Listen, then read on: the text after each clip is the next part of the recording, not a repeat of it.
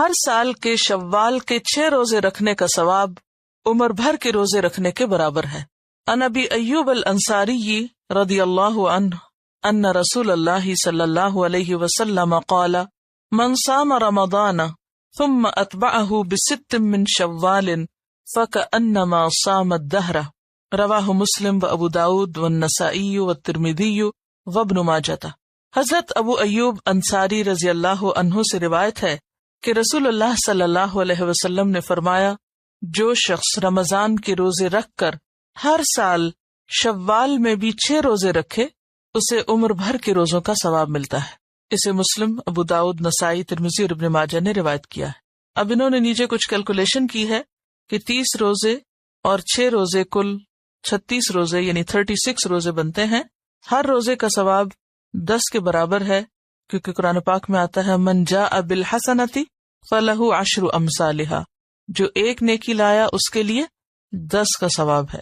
تو اس طرح اگر ہر سال کے رمضان کے بعد باقاعدگی سے شوال کے 6 روزے رکھے جائیں تو عمر بھر کے روزوں کا ثواب ہو جائے گا، یعنی سال کے پھر 360 دن بن جائیں گے۔ اور آپ کو یہ تو معلوم ہے کہ ہجری کیلنڈر میں سال شمسی کیلنڈر کے مقابلے میں 10 دن کم ہوتا ہے۔ باقاعدگی سے ایام 20 جو ہے روشن راتیں، چاند کی 13، 14 اور 15 تاریخ کے روزے رکھنے سے عمر بھر کے روزوں کا ثواب ملتا ہے۔ عن ابی قتادہ رضی اللہ عنہ قال قال رسول اللہ صلی اللہ علیہ وسلم 3 من كل شهر ورمضان الى رمضان فهذا صيام الدهر كله، رواہ مسلم۔ حضرت ابو قتادہ رضی اللہ عنہ کہتے ہیں رسول اللہ صلی اللہ علیہ وسلم نے فرمایا، ایک رمضان سے دوسرے رمضان کے درمیانی عرصے میں ہر ماہ 3 دن ایام 20 کے روزے رکھنا عمر بھر روزے رکھنے کے برابر ہے۔ اسے مسلم نے روایت کیا ہے۔ اور اس میں بھی آپ دیکھیے کہ ہر مہینے اگر روزے رکھے جائیں تو سال میں 12 مہینے ہوتے ہیں اور کل کتنے روزے ہو جائیں گے؟ 36 روزے ہو جائیں گے، اور ہر روزہ پھر 10 کے برابر، تو اس طرح 360۔ تو گویا ایک انسان ساری زندگی ہی روزے سے ہے۔ سفر میں نفلی روزہ رکھنا جائز ہے۔ ان حمزہ ابن عمرو الاسلمی رضی اللہ عنہ انہ سأل رسول اللہ صلی اللہ علیہ وسلم اصوم فی السفر قال ان شئت فصم وان شئت فافطر، رواہ النسائی۔ حضرت حمزہ بن عمرو اسلمی رضی اللہ عنہ سے روایت ہے کہ انہوں نے رسول اللہ صلی اللہ علیہ وسلم سے پوچھا، کیا میں سفر میں روزہ رکھوں؟ آپ نے فرمایا، اگر چاہو تو رکھو، چاہو تو نہ رکھو۔ اسے نسائی نے روایت کیا ہے۔ یہ سوال بہت سے لوگوں کا ہوتا ہے، کیا رکھ سکتے ہیں؟ اگر رکھ سکتے تو رکھ لو، اگر نہیں رکھ سکتے نہ رکھو۔ جہاد یا حج کے سفر میں روزہ رکھنے والے کو اللہ تعالیٰ 70 سال کی مسافت کے برابر جہنم سے دور کر دیتے ہیں۔ یعنی اس میں یہ جو فی سبیل اللہ ہے، اس میں انہوں نے اسے اللہ کے راستے میں، یعنی اللہ کے راستے میں جو سفر ہو، اس سفر میں روزے رکھنے سے تعبیر کیا ہے۔ تو طالب علم بھی کس میں ہوتا ہے؟ فی سبیل اللہ ہوتا ہے۔ وہ حدیث آپ نے پڑھی ہوگی، جو علم حاصل کرنے کے لیے نکلے وہ اللہ کے راستے میں ہوتا ہے یہاں تک کہ وہ واپس پلٹ جائے۔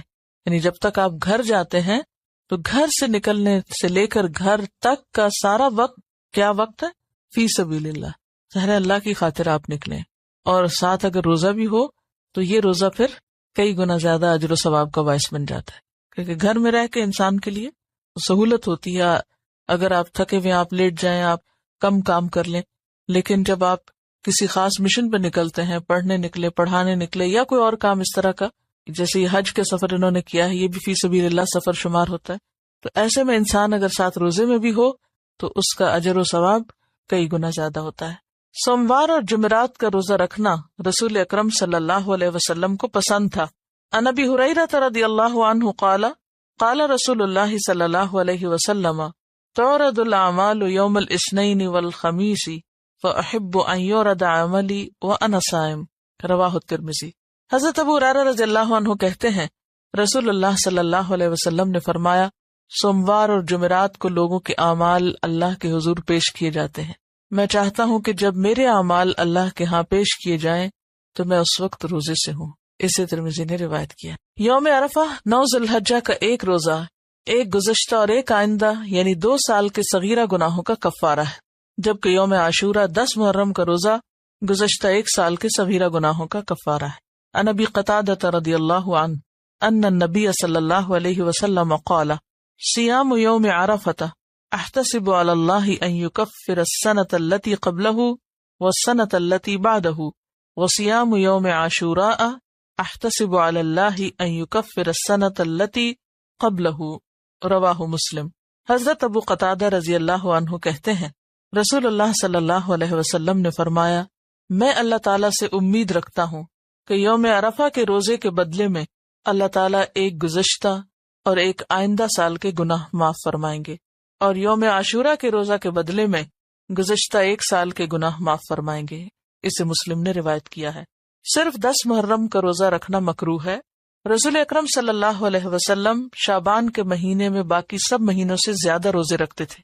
عن عائشہ رضی اللہ عنہا انہا قالت ما رأیت رسول اللہ صلی اللہ علیہ وسلم استکمل صیام شہر الا رمضان وما رأیتہ فی شہر اکثر منہ صیاما فی شعبان متفق علیہ۔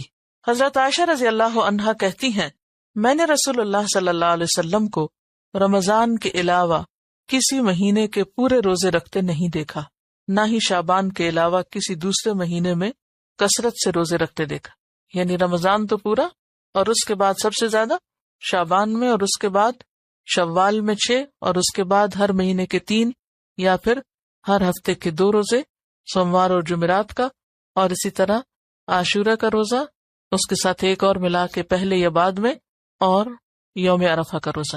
لیکن 15 شعبان کو خاص طور پر روزہ رکھنا یہ درست نہیں۔ اس کے بارے میں جو بھی احادیث ہیں وہ ضعیف ہیں۔ صحیح حدیث سے جو چیز ثابت ہے وہ یہ ہے کہ آپ سارے مہینے میں ہی یعنی کثرت سے روزے رکھتے تھے۔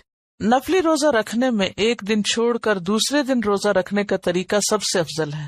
عن عبداللہ ابن عمرو رضی اللہ عنہ ان رسول اللہ صلی اللہ علیہ وسلم قال صم فی کل شہر 3 ایام قلت انی اقوى من ذلك فلم يزل يرفعني حتى قال صم يوما وافطر يوما فانه افضل الصيام وهو صوم اخی داؤد علیہ السلام متفق علیہ۔ حضرت عبداللہ بن عمرو رضی اللہ عنہ سے روایت ہے کہ رسول اللہ صلی اللہ علیہ وسلم نے فرمایا ہر ماہ 3 دن کے روزے رکھو، یعنی ایام 20 کے۔ میں نے عرض کیا مجھ میں اس سے زیادہ طاقت ہے۔ رسول اللہ صلی اللہ علیہ وسلم برابر مجھ سے روزے کم کراتے رہے، حتیٰ کہ آپ نے فرمایا ایک دن روزہ رکھو اور ایک دن چھوڑ دو، یہ افضل ترین روزے ہیں۔ میرے بھائی داؤد علیہ السلام کا یہی طریقہ تھا۔ اسے بخاری اور مسلم نے روایت کیا ہے۔ آپ نے داؤد علیہ السلام کو اپنا بھائی کس اعتبار سے کہا؟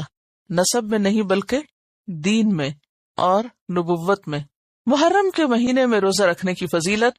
عن ابی ہریرہ رضی اللہ عنہ قال قال رسول اللہ صلی اللہ علیہ وسلم افضل الصیام بعد رمضان شہر اللہ المحرم وافضل الصلاة بعد الفریضة صلاة اللیل رواہ مسلم۔ حضرت ابو ہریرہ رضی اللہ عنہ روایت کرتے ہیں رسول اللہ صلی اللہ علیہ وسلم نے فرمایا رمضان کے بعد سب سے افضل روزے محرم کے روزے ہیں جو اللہ کا مہینہ ہے، اور فرض نماز کے بعد سب سے افضل نماز تہجد کی نماز ہے جسے صلاۃ اللیل کہتے ہیں۔ اسے مسلم نے روایت کیا ہے۔ سوموار کے روزے کی فضیلت۔ عن ابی قتادہ رضی اللہ عنہ قال سئل رسول اللہ صلی اللہ علیہ وسلم عن صوم الاثنین فقال فیہ ولدت وفیہ انزل علی رواہ مسلم۔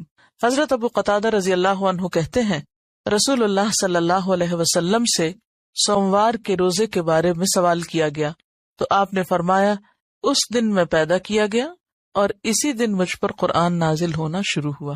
اسے مسلم نے روایت کیا ہے۔ ذی الحجہ کے پہلے 9 روزے رکھنا مستحب ہے۔ ذی الحج کے مہینے میں جو پہلے 9 دن ہے، کیونکہ 10ویں تاریخ کو تو عید ہوتی ہے، کیونکہ وہ دن بہت افضل ایام ہے، یعنی ان دنوں میں کوئی بھی نیک عمل کرنا بہت زیادہ اجر و ثواب کا باعث ہے۔ ہر ماہ کوئی سے 3 روزے رکھنا مستحب ہے۔ ہر ماہ کے پہلے سوموار اور پہلی 2 جمعراتوں کے روزے رکھنا بھی آپ صلی اللہ علیہ وسلم کا معمول تھا۔ یعنی اس میں آپ دیکھیں کہ مختلف طرح کے آپ کے پاس آپشنز ہیں۔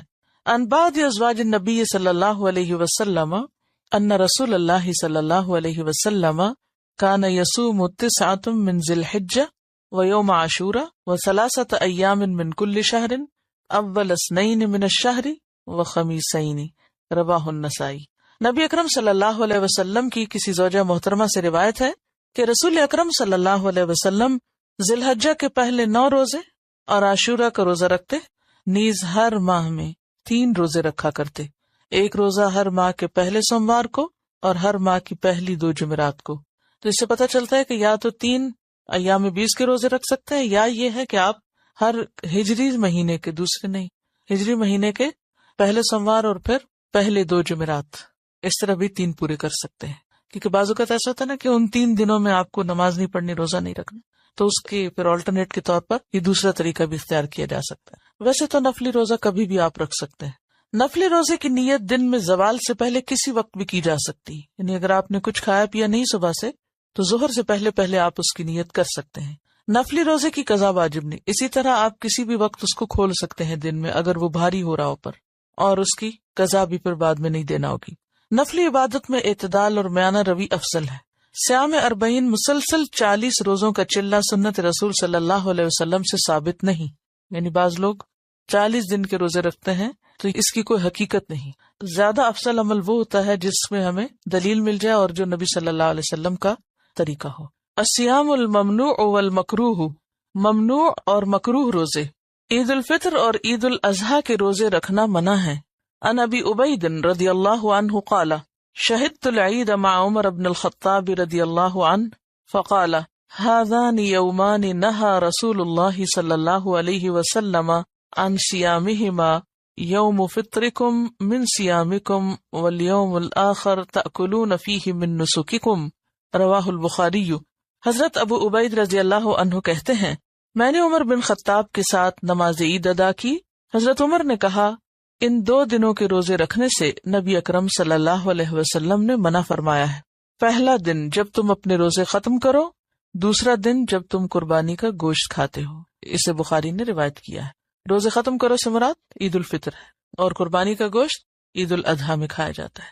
صرف جمعہ کے دن کا روزہ رکھنا مکروہ ہے۔ اگر کوئی شخص اپنے معمول کے مطابق جمعہ کو روزہ رکھے تو جائز ہے۔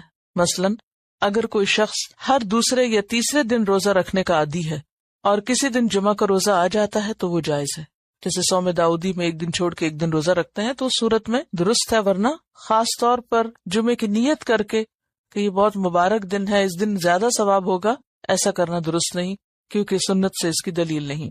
عن ابی ہریرہ عن النبی صلی اللہ علیہ وسلم قال لا تختصوا لیلۃ الجمعۃ بقیام من بین اللیالی ولا تخصوا یوم الجمعۃ بصیام من بین الایام الا ان یکون فی صوم یصومہ احدکم، رواہ مسلم۔ حضرت ابو ہریرہ رضی اللہ عنہ سے روایت ہے کہ نبی اکرم صلی اللہ علیہ وسلم نے فرمایا جمعہ کی رات، یعنی جمعہ اور جمعرات کی درمیانی رات جو ہوتی ہے نا، جمعرات جب ختم ہوتی ہے اور اگلے دن جمعہ ہوتا ہے تو وہ رات بیچ کی، اس کو قیام اللیل کے لیے مقرر نہ کرو، فکس نہ کرو، اور نہ جمعہ کے دن کو روزے کے لیے مخصوص کرو۔ ہاں اگر کوئی شخص روزہ رکھنے کا عادی ہو اور اس میں جمعہ آ جائے تو پھر جائز ہے۔ اسے مسلم نے روایت کی، یعنی بالکل واضح حدیث ہے۔ ہمارے ہاں بعض لوگ شب جمعہ مناتے ہیں اور وہ اسی رات کو زیادہ عبادت کرتے ہیں، حالانکہ اس سے منع کیا گیا ہے کہ صرف اس رات کو مخصوص نہ کیا جائے۔ عن ابی ہریرہ رضی اللہ عنہ قال سمعت رسول اللہ صلی اللہ علیہ وسلم یقول لا یصوم احدکم یوم الجمعۃ الا یوما قبلہ او بعدہ، رواہ البخاری۔ حضرت ابو ہریرہ رضی اللہ عنہ کہتے ہیں کہ میں نے رسول اللہ صلی اللہ علیہ وسلم کو فرماتے ہوئے سنا ہے کوئی آدمی صرف جمعہ کا روزہ نہ رکھے، اگر رکھنا چاہے تو 1 دن پہلا یا پچھلا ساتھ ملا کر رکھے، یعنی جمعرات اور جمعے کا یا جمعے اور ہفتے کا رکھ سکتا ہے، ورنہ خالی جمعے کا نہ رکھے۔ اسے بخاری نے روایت کیا۔ اس کی کیا حکمت ہو سکتی ہے؟ اس سے کیوں منع کیا گیا ہے؟ کیا سمجھ میں آتا ہے آپ کو؟ جمعہ عید کا دن ہے اور اصل میں بات یہ ہے کہ جو چیز اللہ اور اس کے رسول صلی اللہ علیہ وسلم نے مخصوص نہیں کی وہ ہمیں اپنی طرف سے، اپنی عقل سے، اپنے قیاس سے نیکی سمجھ کے مخصوص نہیں کرنی چاہیے، ٹھیک ہے نا؟ کیونکہ اگر کوئی چیز قیاس کے ذریعے عبادت بن سکتی تو پھر یہ جمعے کی رات کو ہماری تصور اور خیال میں ایک نیکی کی رات سمجھا جاتا ہے، تو یہ سوچ کے کہ اس دن کا ثواب زیادہ ہے کیونکہ جمعے کے دن کے کئی فضائل ہیں، لیکن اسی دن روزہ رکھنے سے منع کر دیا گیا۔ تو اصل حکم کیا ہے کہ ما آتاکم الرسول فخذوہ وما نہاکم عنہ فانتہوا، جو وہ دیتے ہیں تم کو لے لو، جس سے روکتے ہیں رک جاؤ۔ اصل معاملہ اطاعت کا معاملہ ہے۔ کہ کون کتنا فرما بردار ہے. اور ویسے بھی آپ دیکھیے کہ دین میں بہت ساری چیزیں جنہیں اللہ اور اس کے رسول صلی اللہ علیہ وسلم نے مقرر نہیں کیا، وہ بندوں پہ مقرر کر دینا کیا ہے؟ بندوں کے ساتھ زیادتی، بندوں کے لیے زندگی دوبھر کرنا ہے. جیسے کہ یہ چیز اتنے 1000 دفعہ پڑھو، تو وہ کیا ہے بندوں کے لیے؟ مشکل، یعنی اللہ کا ذکر بھی ایک بوجھ بن گیا. تو اسی طرح کوئی بھی دن کسی کام کے لیے اس طرح مقرر کر دینا کہ اس میں پھر اس کام کی پابندی کی جائے، جبکہ اللہ اور اس کے رسول صلی اللہ علیہ وسلم نے پابندی نہیں کروائی، تو یہ بندوں کے لیے مشکلات پیدا کرنے کا سبب ہے، اور اس سے پرہیز کرنا چاہیے. یعنی انسانوں کو کوئی حق نہیں کہ اب شریعت میں اضافے کرے. صوم وصال یعنی شام کے وقت روزہ افطار نہ کرنا اور کچھ کھائے پیے بغیر اگلا روزہ شروع کر دینا مکروہ ہے. اس کو صوم وصال، وصال کا مطلب ہوتا ہے جوڑنا، ملانا. عن ابی ہریرہ رضی اللہ عنہ قال نہى رسول اللہ صلی اللہ علیہ وسلم عن الوصال فی الصوم فقال له رجل من المسلمین انك تواصل یا رسول اللہ صلی اللہ علیہ وسلم قال وأيكم مثلی انی ابیت یطعمنی ربی ویسقینی متفق علیہ. حضرت ابو ہریرہ رضی اللہ عنہ کہتے ہیں رسول اللہ صلی اللہ علیہ وسلم نے صوم وصال سے منع فرمایا. تو ایک آدمی نے عرض کیا یا رسول اللہ صلی اللہ علیہ وسلم آپ تو صوم وصال رکھتے ہیں. آپ نے فرمایا تم میں مجھ جیسا کون ہے؟ میں رات کو سوتا ہوں تو مجھے میرا رب کھلاتا بھی ہے پلاتا بھی ہے. اسے بخاری اور مسلم نے روایت کیا. اب اس کھلانے پلانے سے مراد وہ بھی ہو سکتا ہے جیسے حضرت مریم کو یعنی معجزاتی طور پہ کھلایا پلایا جاتا تھا، اور اس سے مراد روحانی غذا بھی ہو سکتی کہ انسان اگر روحانی طور پر زیادہ مضبوط ہو تو اگر دنیاوی اعتبار سے کھانا پینا کم بھی ہو تو انسان کے اندر پھر بھی اسٹیمنا باقی ہوتا ہے. اب اس کا اصل معنی آپ نے خود نہیں بتایا، لہٰذا ان دونوں میں سے کوئی بھی ہو سکتا ہے. اور یہ جو کہا تم میں مجھ جیسا کون ہے، تو اس سے مراد یہ کہ میں تو اللہ کا پیغمبر ہوں. آپ کی حیثیت تو مختلف ہے اس اعتبار سے، اور آپ کی طاقت اور آپ کی جو اسٹیمنا ہے وہ عام بندوں سے کہیں زیادہ تھا عبادت کا اور باقی کاموں کے لیے بھی. رمضان شروع ہونے سے پہلے استقبال کے طور پر روزے رکھنا منع ہے. اگر کوئی شخص اپنے گزشتہ معمول کے مطابق روزے رکھتا چلا آ رہا ہے اور وہ دن اتفاقاً رمضان سے 1 یا 2 روز پہلے آ گیا تو کوئی حرج نہیں. عن ابی ہریرہ رضی اللہ عنہ قال قال رسول اللہ صلی اللہ علیہ وسلم لا يتقدمن احدكم رمضان بصوم يوم او يومين الا ان يكون رجل كان يصوم صوما فليصوم ذلك اليوم متفق علیہ. حضرت ابو ہریرہ رضی اللہ عنہ کہتے ہیں رسول اللہ صلی اللہ علیہ وسلم نے فرمایا رمضان سے 1 یا 2 دن پہلے کوئی آدمی روزہ نہ رکھے، البتہ وہ شخص جو اپنے معمول کے مطابق روزہ رکھتا رہا وہ رکھ سکتا ہے. اسی طرح شک کا روزہ رکھنا بھی منع ہے کہ کوئی شخص 1 دن پہلے صرف اس لیے روزہ رکھ لے کہ کیا پتا چاند کہیں نظر آ گیا ہو تو میرا کہیں روزہ رہ نہ جائے. یعنی یا تو چاند دیکھو یا پھر 30 دن مکمل کر لو اگر بادل وغیرہ ہوں. مسلسل روزے رکھنا بھی منع ہے. عن عبداللہ بن عمرو بن العاص رضی اللہ عنہما قال قال رسول اللہ صلی اللہ علیہ وسلم یا عبداللہ الم اخبر انک تصوم النہار وتقوم اللیل فقلت بلا یا رسول اللہ قال فلا تفعل صم وافطر قم ونم فإن لجسدك عليك حقا وإن لعينك عليك حقا وإن لزوجك عليك حقا وإن لزورك عليك حقا لا صام من صام الدهر متفق علیہ. حضرت عبداللہ ابن عمرو ابن عاص رضی اللہ عنہ کہتے ہیں رسول اللہ صلی اللہ علیہ وسلم نے مجھے فرمایا اے عبداللہ مجھے خبر ملی ہے کہ تم ہمیشہ دن کو روزہ رکھتے ہو اور رات کو قیام کرتے ہو. میں نے عرض کیا ہاں یا رسول اللہ صلی اللہ علیہ وسلم میں ایسا ہی کرتا ہوں. آپ صلی اللہ علیہ وسلم نے فرمایا ایسا مت کرو، روزہ رکھو بھی اور چھوڑ بھی دو، رات کو قیام بھی کرو اور آرام بھی کرو. تمہارے جسم کا تم پر حق ہے، تمہاری آنکھ کا تم پہ حق ہے یعنی سونا بھی چاہیے، تمہاری بیوی کا تم پر حق ہے، تمہارے مہمان کا تم پر حق ہے. جس نے مسلسل روزے رکھے اس کا کوئی روزہ نہیں، کیونکہ وہ پھر جسم ویسے ہی عادی ہو جاتا ہے بھوکا رہنے کا، تو وہ پھر بھوک کی جو ایک کیفیت ہوتی ہے یا تڑپ ہوتی ہے وہ محسوس بھی نہیں ہوتی، وہ روزہ نہیں بلکہ عادت ہو گئی، جسے بخاری اور مسلم نے روایت کیا. ایام تشریق یعنی 11، 12، 13 ذوالحجہ کے روزے رکھنا منع ہے. البتہ جو حاجی قربانی نہ دے سکے وہ منا میں ایام تشریق کے روزے رکھ سکتا ہے. عن عائشة بن عمر قال لم يرخص في ایام التشریق ان يصمن الا لمن لم يجد الهدي رواہ البخاری. حضرت عائشہ اور حضرت ابن عمر رضی اللہ عنہما سے روایت ہے کہ ایام تشریق میں کسی آدمی کو روزہ رکھنے کی اجازت نہیں دی گئی سوائے اس حاجی کے جو قربانی نہ دے سکے. یہاں اصل میں لمن لم یجد الہدیہ ہے، اس کا ترجمہ ہے کہ جو ہدی نہ پائے یعنی جو قربانی نہ دے سکتا ہو، یہ مراد ہے. حاجی کو عرفات میں 9 ذی الحج یعنی یوم عرفہ کا روزہ رکھنا منع ہے۔ ان میمونہ رضی اللہ عنہا ان الناس شکوا فی صیام النبی صلی اللہ علیہ وسلم یوم عرفہ فارسلت الیہ بحلاب وهو واقف فی الموقف فشرب منه والناس ينظرون، متفق علیہ۔ حضرت میمونہ رضی اللہ عنہا سے روایت ہے کہ لوگوں نے عرفہ کے دن نبی اکرم صلی اللہ علیہ وسلم کے روزے میں شک کیا تو انہوں نے یعنی حضرت میمونہ نے آپ کے پاس دودھ بھیجا، آپ نے اس پیالے سے دودھ پیا۔ اس وقت آپ میدان عرفات کے موقف میں کھڑے تھے، لوگ آپ کو دیکھ رہے تھے۔ اسے بخاری اور مسلم نے روایت کیا۔ تو معلوم کرنے کا یہ کتنا اچھا طریقہ ہے، بجائے اس کے کہ کسی کو کہلوا کے بھیج دی کہ اچھا جا کے پوچھ کے کہ آپ کا روزہ ہے یا نہیں، انہوں نے دودھ بھیج دیا کہ اگر آپ پی لیں گے تو پتہ چل جائے گا کہ روزہ نہیں ہے۔ نصف شعبان کے بعد روزے نہیں رکھنا چاہیے۔ عن ابی ہریرہ رضی اللہ عنہ قال قال رسول اللہ صلی اللہ علیہ وسلم اذا بقی نصف من شعبان فلا تصوموا، رواہ الترمذی۔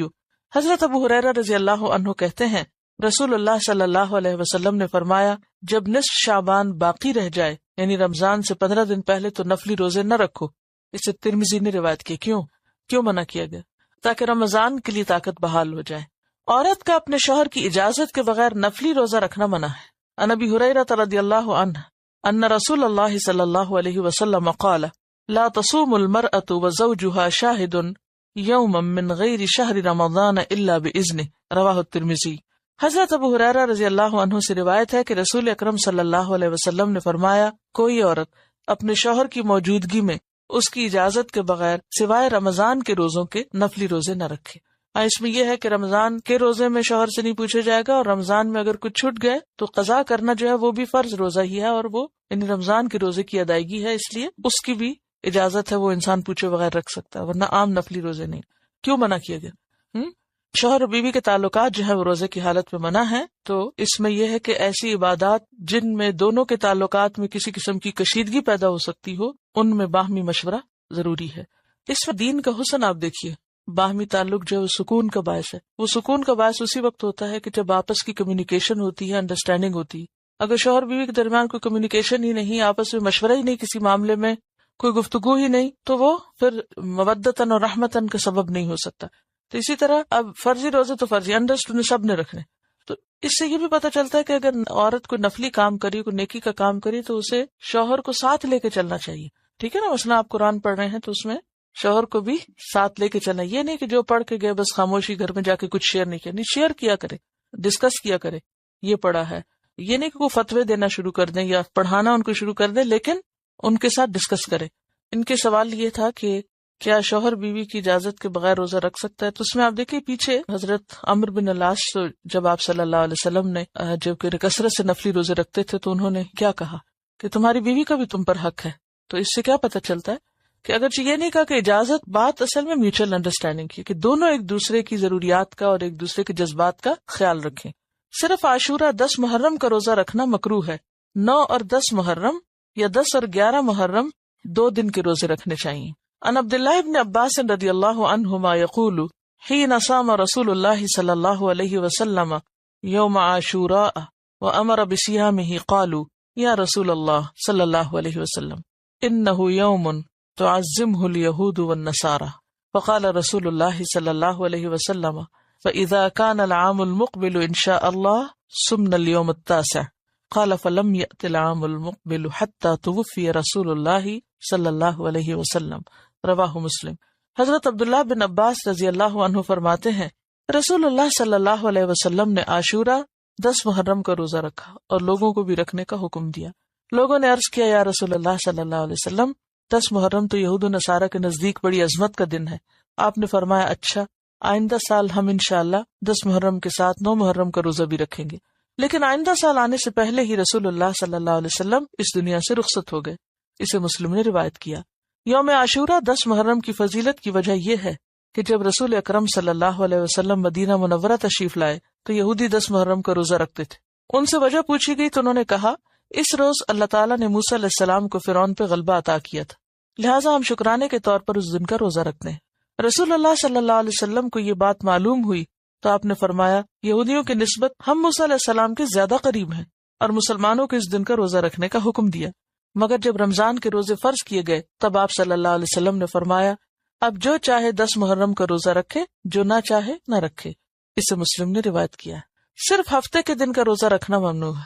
عن عبداللہ ابن بسر عن اخت السماء رضی اللہ عنہا ان رسول اللہ صلی اللہ علیہ وسلم قال لا تصوموا يوم السبت الا فيما افترض عليكم فان لم يجد احدكم الا عود عنبة او لحاء شجرة فليمزغها رواہ ابن خزیمہ۔ حضرت عبداللہ بن بسر اپنی بہن سما سے روایت کرتے ہیں کہ رسول اللہ صلی اللہ علیہ وسلم نے یہ فرمایا کہ ہفتے کا روزہ سوائے فرض روزے کے نہ رکھو، اگر کھانے کو اور کوئی چیز نہ ملے تو انگور کی لکڑی یا درخت کی چھال ہی چبا لو، یعنی کچھ نہ کچھ ضرور چکھو۔ ہفتہ چونکہ اہل کتاب کی عید کا دن تھا، سبت، لہذا آپ صلی اللہ علیہ وسلم نے ہفتے کے ساتھ جمعہ یا اتوار کے دن کا روزہ ملا کر رکھنے کا حکم دیا۔ عید الاضحیٰ کے دن جو صبح کے وقت روزہ رکھتے ہیں وہ قربانی کے گوشت سے کھولنا چاہیے، اور اگر کسی کو زیادہ بھوک لگی تو عید کے بعد پھر وہ کسی بھی چیز سے کھول لے۔ لیکن صحابیات کے اس بارے میں ہمیں عمل یہ ملتا ہے کہ وہ بچوں کو دودھ تک نہیں پلاتی تھی، یعنی صبح اٹھنے سے لے کر عید پڑھنے تک کم از کم، اور قربانی کرنے تک اصل میں یعنی روزہ رکھتے تھے بغیر کچھ کھائے پیے، یہ نہیں کہ سحری کھا کے روزہ رکھتے، نہیں کچھ نہیں کھاتے تھے۔ لیکن عید الفطر کے دن کھجور کھانا آپ صلی اللہ علیہ وسلم کی سنت ہے، ویسے کچھ بھی میٹھا کھا سکتے۔ وآخر دعوانا ان الحمد للہ رب العالمین، سبحانک اللہم وبحمدک، نشہد ان لا الہ الا انت، نستغفرک ونتوب الیک۔ السلام علیکم ورحمۃ اللہ وبرکاتہ۔